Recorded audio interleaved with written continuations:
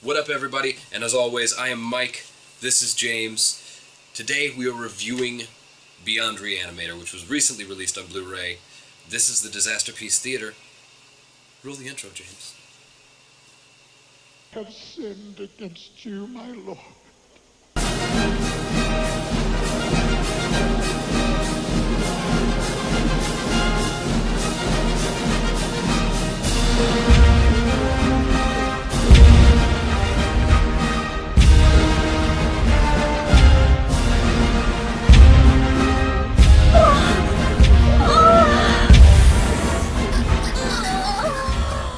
So, before we start reviewing Beyond Reanimator, we should point out that we realize our camera angles are not always great and they keep changing. We are currently filming... Where are we filming, James? In my movie room, Yeah? where we watch almost exclusively all the films that we review for this particular show. Exactly. I say this particular show like we have several. No, this is the only show we have, and this is kind of how we review it. We watch it on this big screen, and then we invade your homes while you're asleep and tell you about them, softly in your ear, whispering, quietly, until we murder you. And this room specifically is set up for viewing film, not for recording film. Right. So we don't have the best lighting situation. We don't have any real great No, position to set up the camera. It's jerry-rigged. We have this whole thing jerry-rigged. And we have to sort of squish in close together like we're in a can of sardines. So we're aware that it keeps changing. We are currently working on a room to film in specifically, Yes. which is in production. Right. And then hopefully once that happens, we will have consistent video quality Right. and the frame won't keep changing. Sure. But Around until then, 2023 is what we decided, right? yeah, that's what we're aiming for. So until then, You're bear stuck with with us. this shit. because this is what we got. This is all we got. All right. You got him, you got me, you got $200 and some camera, and a light. Yeah. So, quality will improve.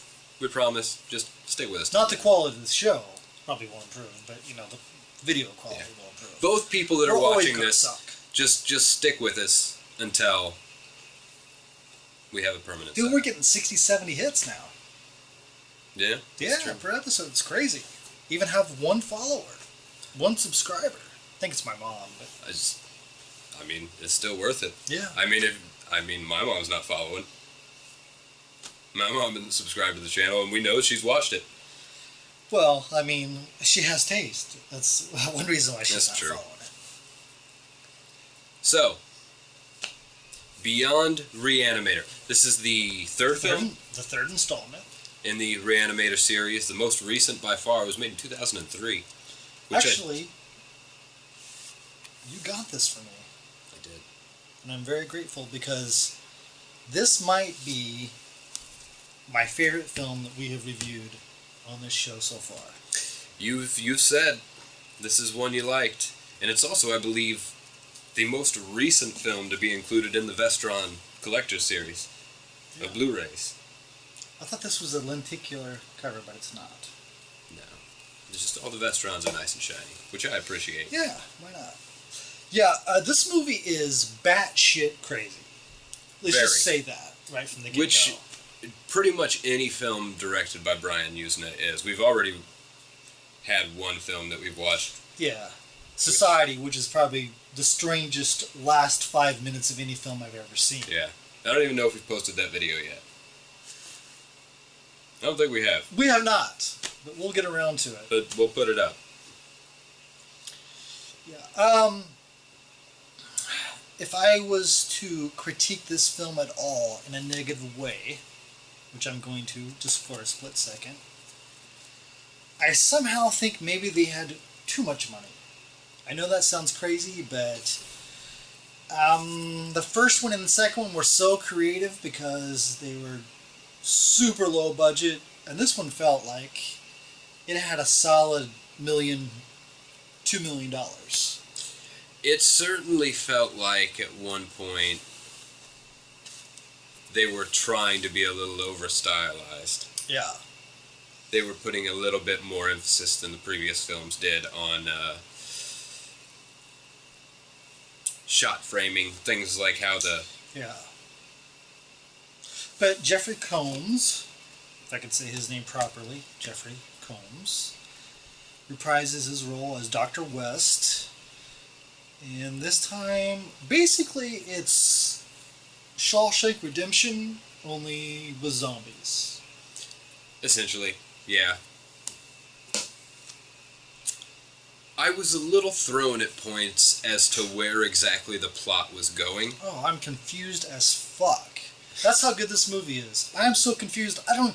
Like, I was... At one point, I was asking Mike, is the warden turning into a rat? Is this... Because I'm not sure. And he assured me that the warden was turning into a rat. But I'm still not 100% convinced. Yeah, I'm still not convinced exactly what was happening to the warden. As far as we know, when they get injected with the serum, they become reanimated. They become reanimated, and the reanimated instinctively become evil? Or just unaware of their awareness, unaware of their being, that they're even alive. They resort back to their basic fucking needs, like hunger and taking a shit and biting. But that makes it sound like they're zombies, but they're not, because they talk and say weird things. I talk and say weird things. Yeah, but I mean, I'd relate you more to a character in Reanimator than I would a zombie. But yeah, so they're not straightforward zombies, because they talk. Yeah. But there's an added element now. It's almost like the spiritual element, that he can suck the soul or the essence out of a being and then sort of supercharge it into them, and supposedly, or it does. Which I think was part of Bride of Reanimator. Was it? It's been a while since I've seen Me too. Reanimator and Bride of Reanimator. It brings them back to normal for a little while. Correct. But as always, they always revert back to the reanimated being, dysfunctional being that they become after death. There's so many great practical effects. The first 5 minutes in this movie, I was like, I'm hooked. There was a scene where this guy's tongue was just hanging out, his face was blown up, and the first thing he decided to do, get a glass of milk. And man, did he jug that down or what? Yes. It was a good enough scene that it made you regret somewhat that it was the first scene in the film. Yeah. So I'm not sure that's a compliment. It made you kind of feel like it can only go down from here. Shit. Yeah, I feel like it's going to go down from this point. And in some ways it did. It didn't really pick up again for another 20 minutes. Yeah, but I mean, come on. First off, you have a hot chick, Thor's wife, on her hands and knees, barking like a dog, willingly. Very bizarre moment. And then, when one of the reanimated people grabs a nurse and bites her by the tit, I was utterly shocked. Speaking of drinking lots of milk. I don't think shocked is the word I would use. I mean, it seemed pretty... in the context of this film, yes, I get it. In the context of this film, it seemed to make sense. It's just that he was lactose intolerant, which I thought was a great little... I don't know, just you didn't I feel have like that was an actor's choice. Oh, yeah, he was definitely a method actor. I think during the read-through he wrote that shit in the margins. So, the warden demands a blowjob from...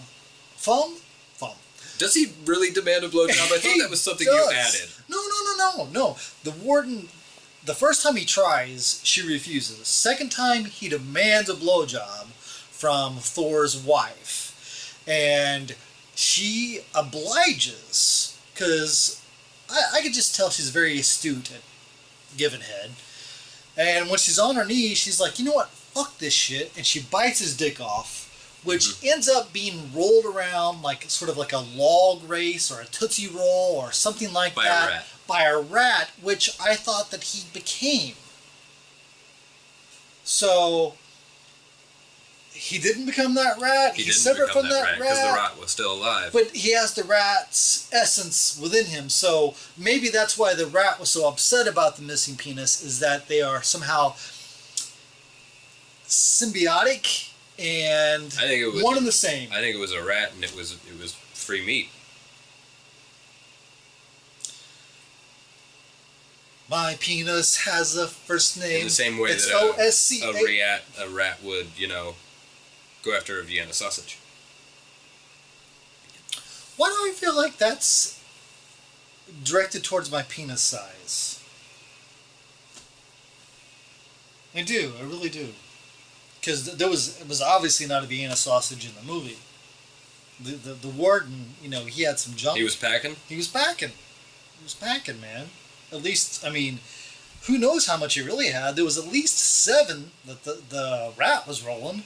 If there was 2 more, depending on how far she went down, maybe she... Wait a minute. You think that was 7? Yeah.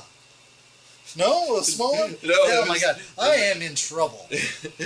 I am in trouble. He's right about the Vienna sausage. But maybe she just went halfway. Let's say it was 5. Maybe he's got a 10-incher.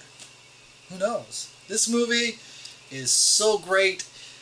People who don't even want to have this reanimated juice stuck in them stick it in themselves anyway. And what happens? Crazy fucking shit happens, man. Craziness. The guy does it, this prison guy, because they're in a prison, so he would be a prison guy. He injects himself with this serum, this reanimation serum, which he's not even dead. Was it a serum or was it a serum? Serum. Okay. And after it was over, he was still alive and he was begging for Vicodin. He was. I hate to say it, but this shit is a gateway drug. It makes you want to watch other Brian Usna films? No, he tried that and then he wanted Vicodin. But he tried that after he took everything else that was in That is true. the medicine cabinet. Yep, you have a point. So. But there was boobs in it, which I was shocked, and I was very happy. Not the best boobs I've ever seen. Again, it was a Brian Usna film, so I wasn't shocked at all that there were boobs in it. I would have been shocked if there hadn't been. There might have been just a little bit too much penis for me. Really, did we have to have the stop-go animation of the penis sort of being pushed by the rat? I thought that element was kind of funny, so it didn't bother me all that much. The one thing I will say was kind of stupid, which again, it's a B movie. We know what kind of class this movie's bringing, but... B-movie as it be awesome. But it's set in a prison, so why was the one nurse that worked in the prison wearing a see-through coat? It was a 100% see-through lab coat, and that's it. She didn't have a t-shirt or pants on underneath it. She wanted to intentionally entice the prisoners, causing them to pop boners. She had a cruel streak in her. They knew. Yeah. She knew that they had absolutely no outlet whatsoever, and she was just walking around with her fur burgers hanging out. Sure. And it was just uncalled for. I'm glad she got... Well, she didn't get it in the end. She just got her nipple bit off. She deserved way worse than that. Meh. You seem very quiet when it's regarding this film. You did not enjoy this film as much as I did, not even remotely. No, I liked it, but I'm just letting you go. I feel that you were on a roll, so I was just letting you go with it. This is only our 6th episode, and you're already letting me go. I'll do better. Give me time. No, it's okay. I can improve, I swear. I swear. What do you want me to do? I can do voices. Don't let me go, man. I just feel that we'll do a lot better at framing the camera if there's only one person in picture. All right. Bye, everybody.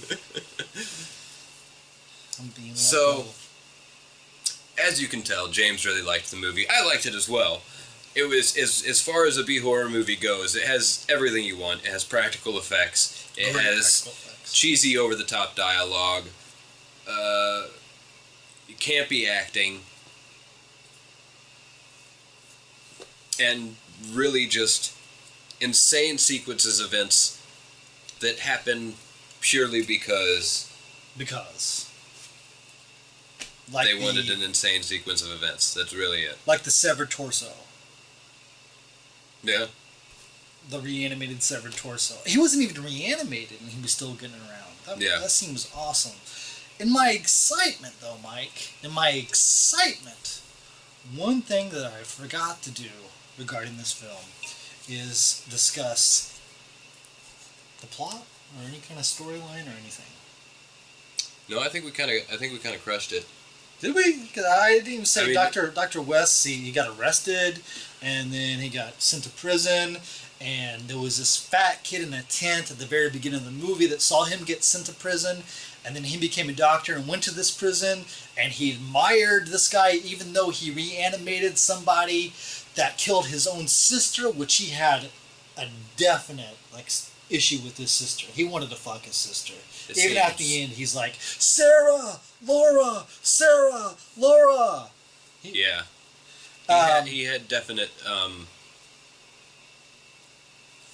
It's not a definite sexual desires towards it. No, because that would be mommy. That would be mom. Yeah. So what would be incest? Is it would just be incestuous. But that's too broad. You know, there's got to be a specific word for when you want to Roger your sister.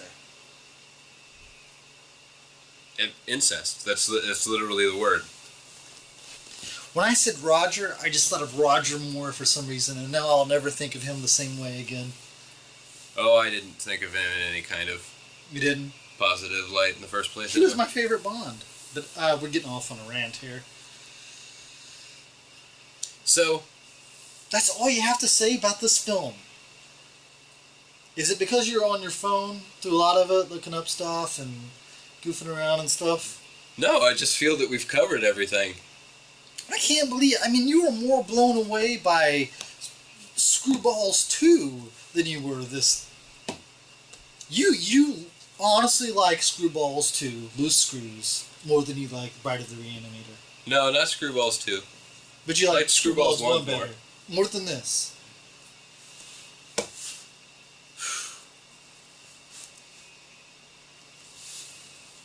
I don't know, they're pretty equal in that light. No, I liked the film just fine, but I feel that you've said everything I really would have said about it. Just out of all the Vestrons that I have not seen yet, because most of the Vestrons I have seen. Right. Same with me. Yes, I've only missed out on a couple of them. Yeah, I don't think you've seen Return of the Living Dead 3, and I haven't seen...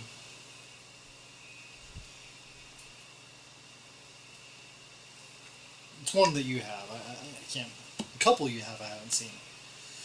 But I hadn't seen this one. Well, if I hadn't remembered.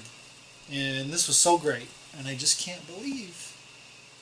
that this is on par with Screwballs. I love Screwballs too, but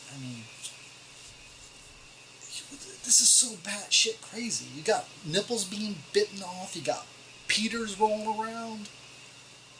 Come on.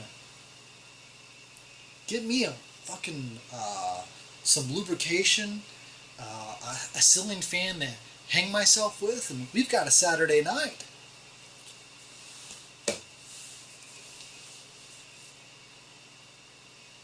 I guess that's all Mike wants to talk about this one. Yeah.